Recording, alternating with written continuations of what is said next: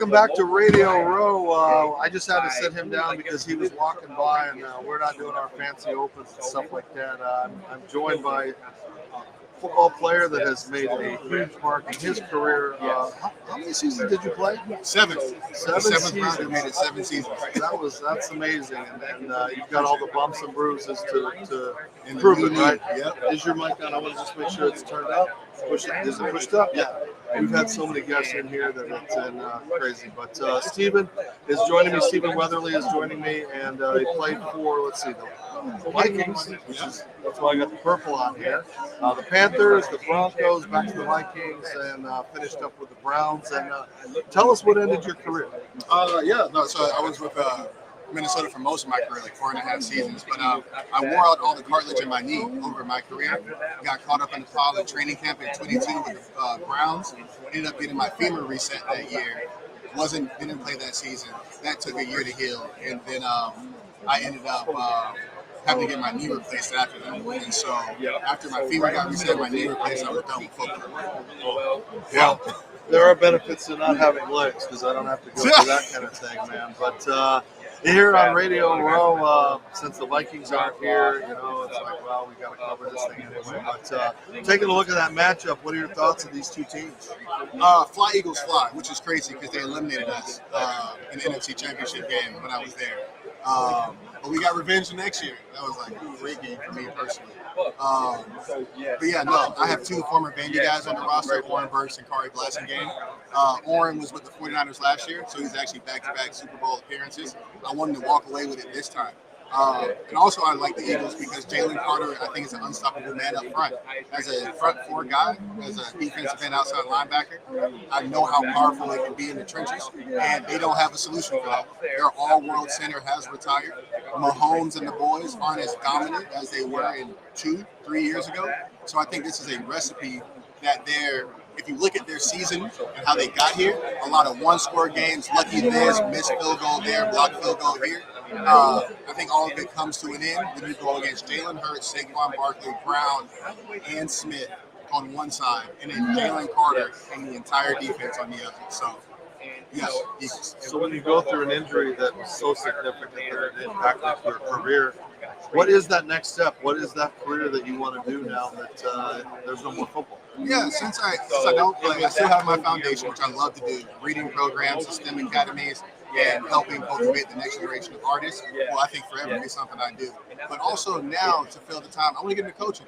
I had a lot of really good, powerful, impactful coaches that have helped me be the man I am now after football. I just want to help do that. Like, I want to hold the cards for the scout team guys. I want to see that 7th rounder make it 7 years. And so there was a handful of really good pieces of advice that I got from position coaches, not even my position coach, like Coach Barano, RIP. And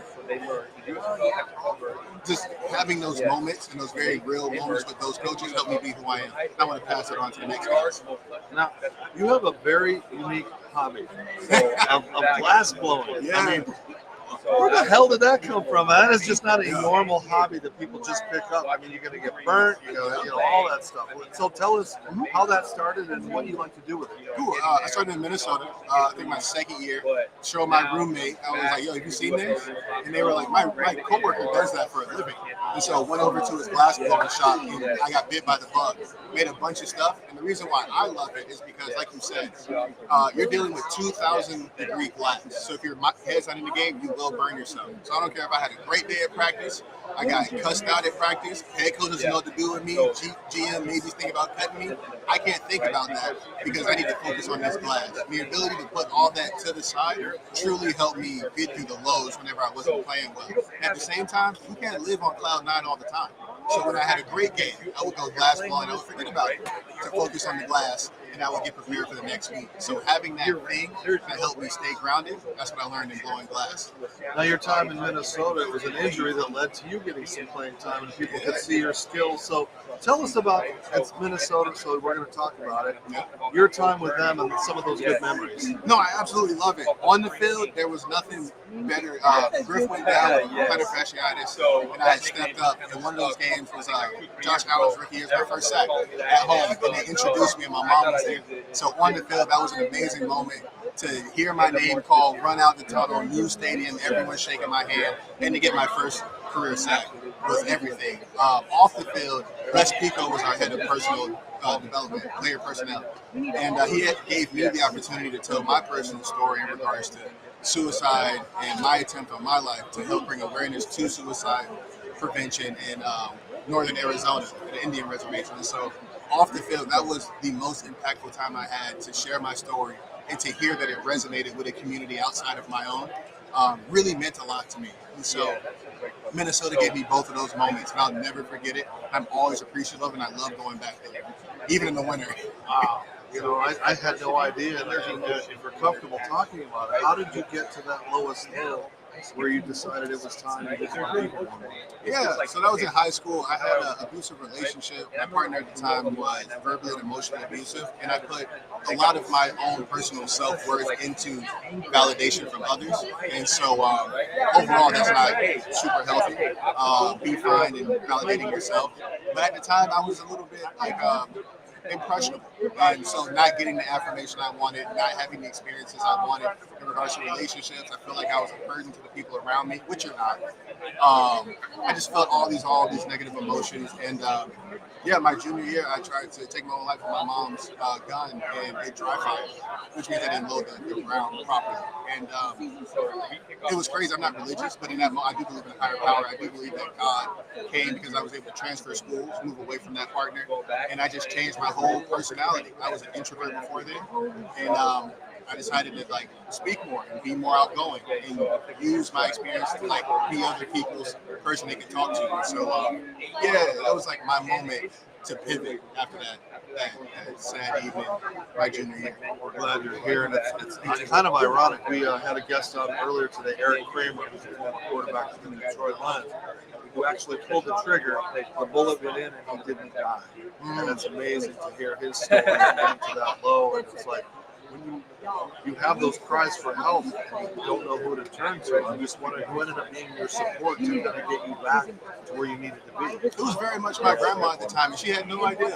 I think she knew something was off with her grandson, and she just offered a space for me to just be me and enjoy the things I wanted to enjoy, and it allowed me to explore my curiosities in engineering and art and stuff like that. And so to know that someone can be that pivotal, when I tell her about it, she had no idea. She was just being a good grandma and had no idea I was dealing with stuff. And so to know that you can be so impactful and not even know, just being of service has been my core nugget for a while. I don't need to know everything that's going on.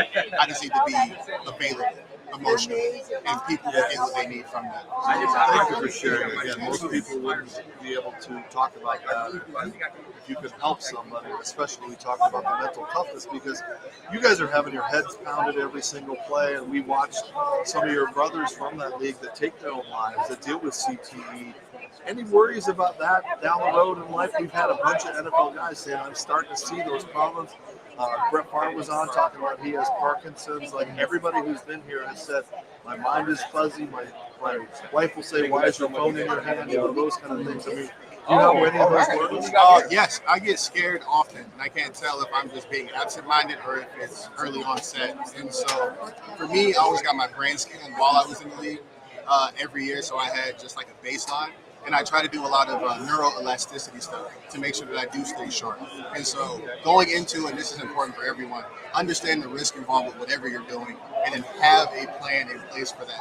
Mine was to continue getting my brain scanned and then also working on my neuroelasticity so that I can stay sharp through all those moments. So I have those moments where I don't know if I'm just off today or if something could be rearing its ugly head.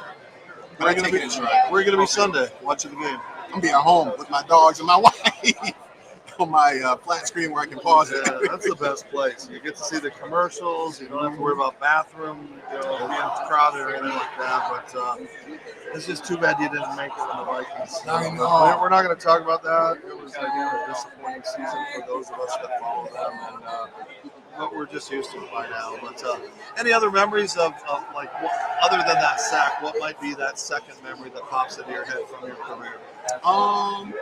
Playing in Minnesota, Training camps down in Mankato. Those were fun.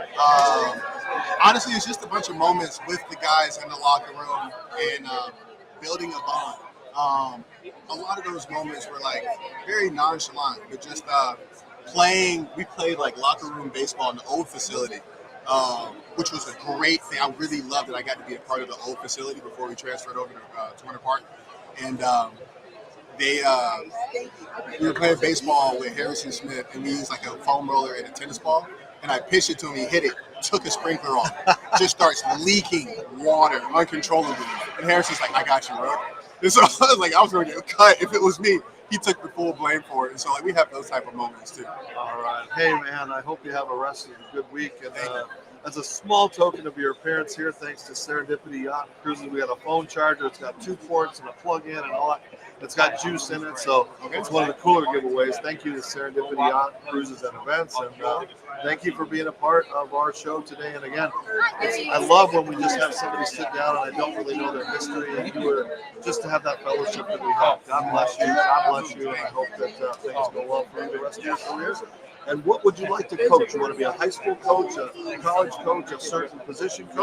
I would love to be a professional special teams coach. I think there's a lot of guys that are core teamers, the back end of the roster guys that have a lot to prove, and sometimes they get lost in the sauce. I feel like I can really use my personal story to help encourage them to make it that point. I want to see more 7th rounders make it 7 years. Shout out to CJ Ham. We were locker mates. He's still there. Oh, that's awesome. Yeah. We had Brian Mitchell on yesterday, one of the best special teams player in the history of the league, leading in punts returns, kickoff returns, and he didn't return things in college. So, you know, it's really great.